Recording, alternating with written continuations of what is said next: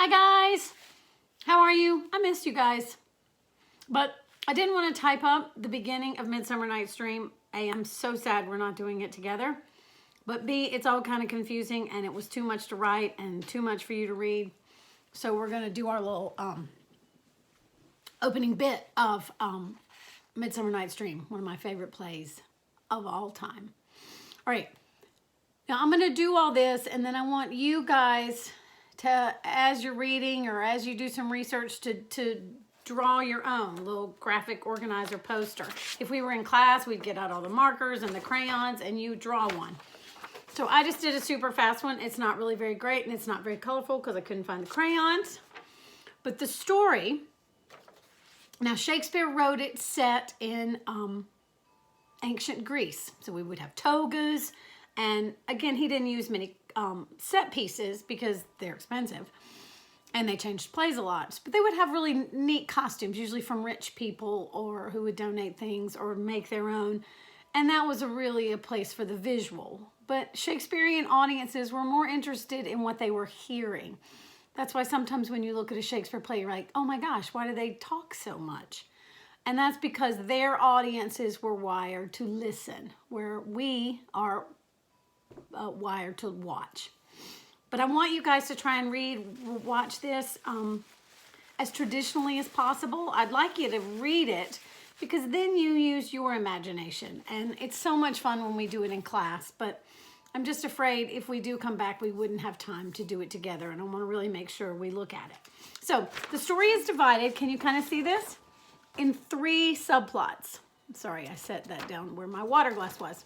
First, and the play opens with the royals or the lovers. You might hear them referred to as one of those. And the first one you have is King Theseus, or he's actually a duke. And he, as based in Greek mythology, has captured Hippolyta, however you did various ways to pronounce it, who was an Amazon queen. But they are in love, and the play opens with them planning their wedding. Now, Shakespearean plays are written in 5 acts, classic dramatic structure that we talked about. So Act 1 is going to be your exposition and intro.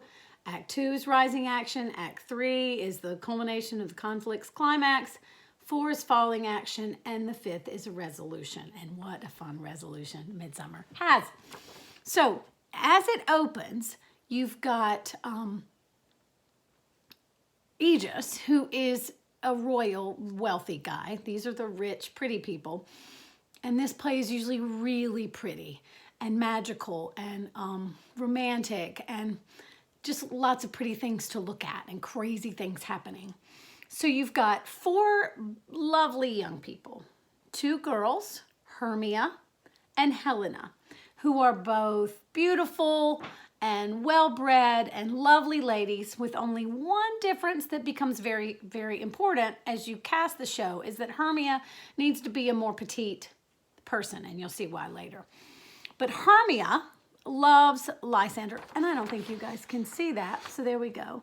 Hermia loves Lysander and wants to marry him, but for some reason her dad Aegis is very grumpy and wants her to marry Demetrius, who is the same as Lysander, equally handsome and well-bred and educated and quite a good guy. But Hermia doesn't love Demetrius, she loves Lysander. Now, as young boys are, Demetrius is a bit of a player, and he has romanced Helena, Hermia's friend, since girlhood. Those are supposed to be little cherries because they're supposed to be like 2 cherries on a vine. They're such lovely friends. But Demetrius kind of left her by the wayside and decided he wanted Hermia. Pretty fickle. But you guys know, you've seen enough teenage romance to know that that happens all the time. So, Aegis, grumpy, the play opens, he brings her into Theseus's office and says, Duke, I want you to make my daughter marry Demetrius. And she says, I'm sorry, I don't know why I'm so bold. I know I'm not supposed to speak because girls weren't supposed to speak. But I don't want to marry him. I want to marry Lysander, and I really don't understand why. Now, the law back then was girls did exactly what their father said, and there were no choices. So Theseus, being all romantic and about to marry, says, Hermia, you need to go marry who your father wants you to, and I'm going to give you two choices. Now, her dad wants to put her to death, which he could. That's the law. But he says either you're going to marry Demetrius or you have to become a nun and live alone the rest of your life, or be put to death. We'll figure those things out. So that scene ends. She's super sad. And Lysander, who's a sweet, good guy, he decides that they're going to run away. He has a widow aunt who has lots of money, and they're going to run away and get married.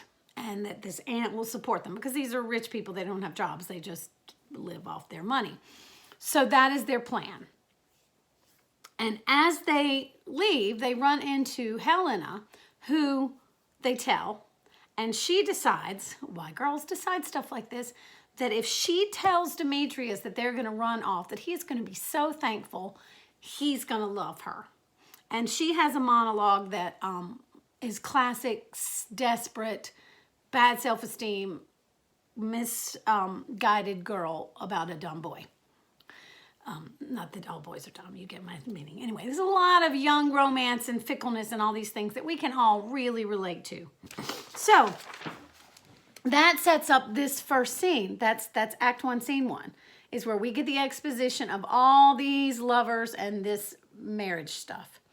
Now, meanwhile, while we're waiting for Theseus and Hippolyta to get married, they're planning a big talent show where you could get money or wealth or stature if you have entertainment that is chosen for the wedding reception.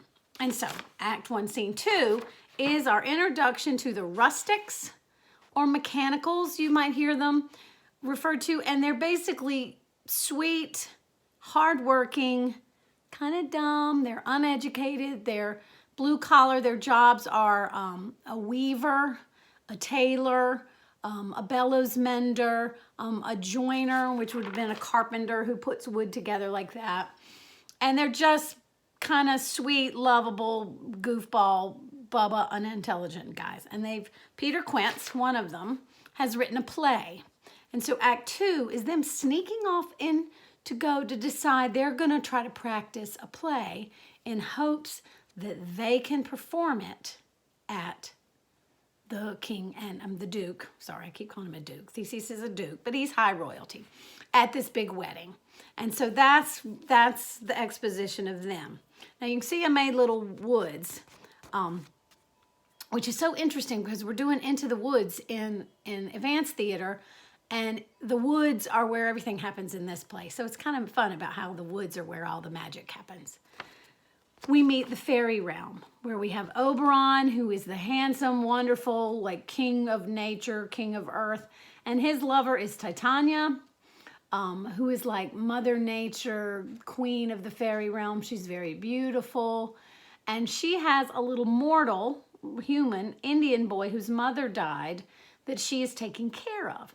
Now, Oberon wants this little boy to go back and forth, be a little henchman or a changeling, so he can go back and forth to the human world and do his naughty dude things. And they're fighting over the little boy because Titania wants to love him and take care of him, and Oberon wants to use him. Now, meanwhile, we have Puck, and I kind of didn't write that well, but Puck is our mischievous fairy. He's one of the most famous characters in all of literature, and he's so chic. He can be played by a girl. It's really a genderless character. And Puck, or Robin Goodfellow, is Oberon's assistant or secondhand little creature, and causes a lot of trouble in the forest, which we'll see as we get to. But all these three groups are going to meet in the forest in Act 2. And that's where all the love and mistaken identity and fights and silliness and crazy magic happens. If you did look at some of those Google images that I wanted you to see, you saw lots of things. So I think, Abby, you even commented about how there's so many different ways to do this. And that's one of the cool things about why Shakespeare's plays are so timeless, is because they can be done all over the place in all kinds of time frames and all kinds of time periods. And we're going to really explore that after we deal with the basics of the play. Now, if we were in class, I have copies of the whole script, and we would sit in a circle and we would act it out, and you guys would get on my hats and we'd act all crazy. But we can't do that.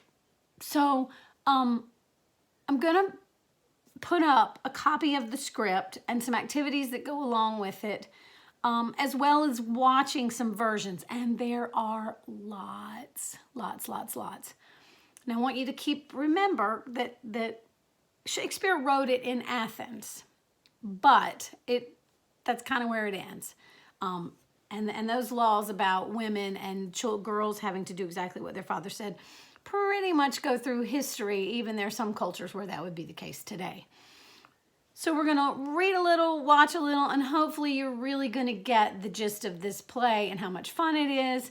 And I hope some of you will learn some of the scenes. You could do little puppet shows or people where you're reading the scripts. I would love to see some of that.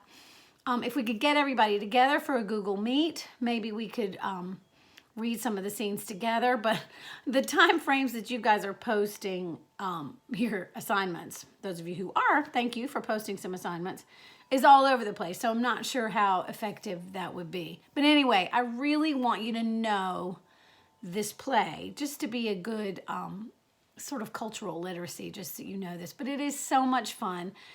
You might be invited. I've been invited to 2 Midsummer Night's Dreams themed parties in my life. And I know many times proms are themed with Midsummer Night's Dream. So you really want to, I mean, it's out there, and it's so fun and so pretty and so romantic, and you will enjoy it. So, crazy talking fast, because I know these big videos don't upload, but we're going to try to all make a graphic organizer somehow so you can follow who the characters are. Now, you're going to be, as we're reading it, you just want to make sure you know who's who. So we have Lysander loves Hermia. Hermia loves Lysander. But Hermia's dad wants her to marry Demetrius. And she, at the beginning, has to decide, is she going to do what her dad says or be put to death or have to go to a nunnery, or is she going to run away? Which I'll tell you, she does run away. And they go to the woods, and we'll see from there. So, I miss you guys, and let's start looking at this fun play.